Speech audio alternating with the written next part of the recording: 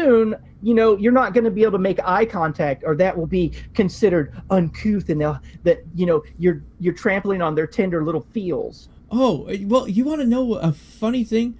Have you ever noticed every now and then cops try to accuse the activists that are doing the cop watching or First Amendment testing and auditing that they're social special snowflakes, they're social justice warriors and shit like that?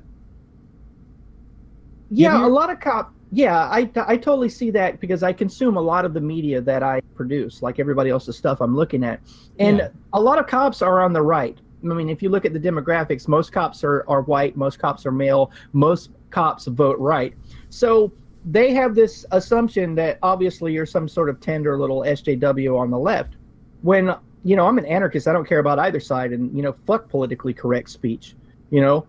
Cunt is one of my favorite words, and I'm never giving up that word. It's such a beautiful word. It sounds so lovely. It's one syllable. You can say so much with so little. Cunt. It's just beautiful. Yeah. Well, anywho, go ahead. Yeah, they definitely try to say, oh, you're a tender little snowflake, or like that's gonna offend us. Like, no, it's not. Yeah.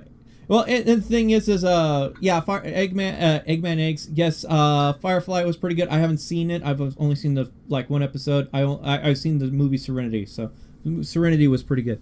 But moving on that aspect, the funny thing is that I could see if the First Amendment auditing, testing, and cop watching thing grows big enough, it becomes a big, huge powerful enough because there's so many people in it. There's so many people watching, so many eyes on it. They may attempt to try now. Yeah, oh yeah, it's blowing up right now.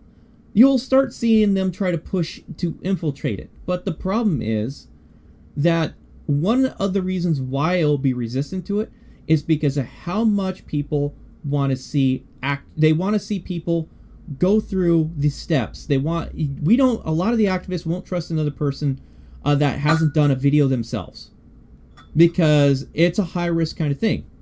And we want to see at least some people to take the risk out there and put their foot in the arena and do a video. Or to at least go and film a police interaction and upload and say, yeah, okay, you done it. Okay, so you're good. Because there's the paranoia and constant issue and legitimate paranoia of the issue of infiltration from government sources that will pop in and try to cause problems. Well, guess what? A lot of SJWs are not about the work. They want to. They don't want to create their own work. They want to take over someone's existing work and and then change it to how they feel it should be. When in reality, if they really wanted to get their narrative out there, they need to create their own work and make a good job of it. And a good example would be like that Steven Universe cartoon. Really good job on how it's presented and done, in my opinion. And it's very SJW-ish in its politics, but it's well done. It's a good example of them actually doing the right thing.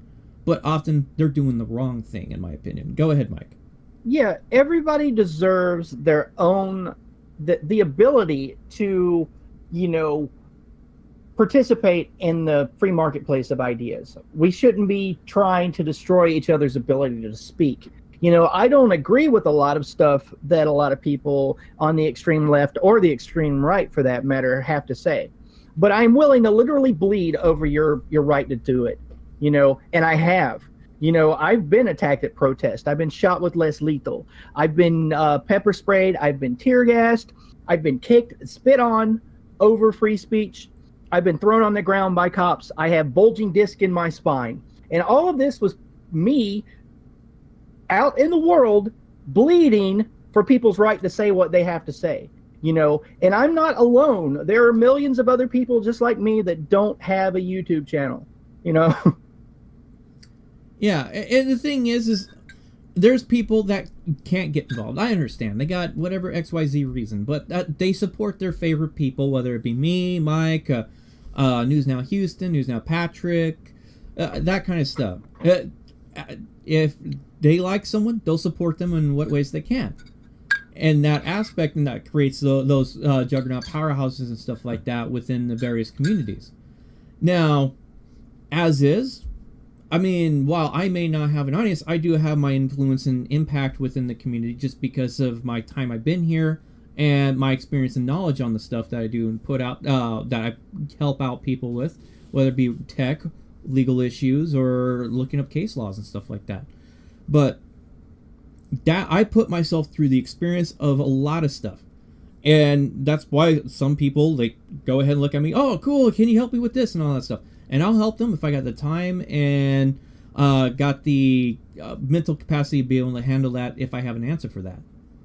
But as is, I try to lead by example. If I had the capability of passing the physical and all that stuff, I probably would sign up to be a cop just to work that angle for a while to get that experience in. So this way I can at least have a better understanding, and then also have the experience to say, yes, I've done this for XYZ amount of time. I can specifically talk from this angle, or I can understand exactly where you're coming from because I experienced the exact same thing. Just like how I jump in. Go ahead, jump in. Yeah, here's the thing. You just reminded me of something that's really fun, Bunny, is that you said that you wouldn't mind going through the whole cop thing because you have mobility issues. You walk with a cane, yes? Yeah. Right on. I think I recall seeing you with a cane in one of your videos. But here's the thing. Laura Shark CW and Ida Foxy Queen did a really great April Fool's joke where they did a video pretending to go through the steps of working for LAPD, where they pretended like they were going to go through all the phases, and they showed their after their questionnaire, after their polygraph. It was really funny. And then at the end of it, because I had forgotten that it was April Fool's Day, and then at the very end they're like April Fools. So I thought that was a really great joke that you had these prominent women that are cop watchers to pretend like they're going through the police academy, and then saying April Fools at the last minute. It was just really great. Yeah, I think I saw the title, and I just never watched it. I didn't even think about it. So yeah, it was an awesome joke. And Lodestar, I'll give that. I see you're asking about me and Mike Bluehair's tag. I'll give that a little bit later on towards the end of the show. I gotta screw with some Discord settings to pull that back up, because right now Discord's in stream mode, and so certain information's hidden until I flip a secondary switch on that. So I'll pull that stuff up for you a little bit later, so that way you can have it. But Toxic, I try. As I said, I got the time and all that stuff, I'll help when I can. But otherwise, I try to I put out general public information, so this way you guys can at least get a general direction of what to go in, or get an idea of where you can get a head start on discovering that information yourself. Sort of like what I did with the tutorial for the original Discord app, using it in a web browser, which is pretty much the same thing as using the Discord app, the program on a computer, and the Streamlabs tutorial and stuff, or OBS tutorial I did about 3 years ago. I try to at least get the bare basic stuff out there, and then allow you the chance to do the self-discovery, the tinkering, and all that stuff to better learn that technology and improve upon yourselves. Because you could discover stuff that I probably have missed over, haven't seen, or even looked at, that would help benefit yourself. Can you hear me, Bunny? Yes, I can hear you.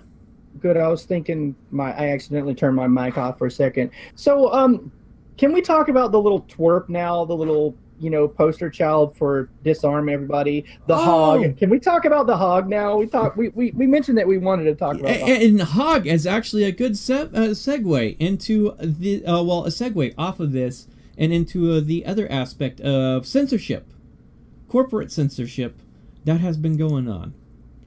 And so let me go ahead and pull this up. And of course, we're talking about David Hogg, people. The high school student, the quote, end quote, survivor of the Parkland shooting. Let's see here. And so Marjorie Douglas Davis high school shooter. Let me get this pulled up, because we're going to go ahead and listen to something from listen to it off of a Tim Pool video, which he covers this fairly well. And so let me get this up here and go ahead and play this over the okay. Survivor David Hogg was bitter over his rejection for freshman admission by multiple universities. Those companies pulling their ads include TripAdvisor, Expedia, Hulu, Johnson & Johnson, Wayfair, Nestle, and Nutrish. A spokesman for TripAdvisor said the company doesn't condone the inappropriate comments made by this broadcaster. In our view, these statements focus on those who are a bit aggressive online.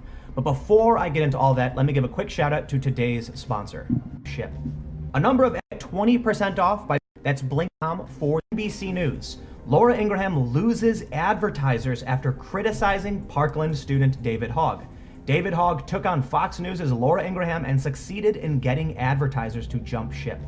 A number of advertisers have abandoned Fox News host Laura Ingraham's weeknight show after she alleged Parkland, Florida shooting survivor David Hogg was bitter over his rejection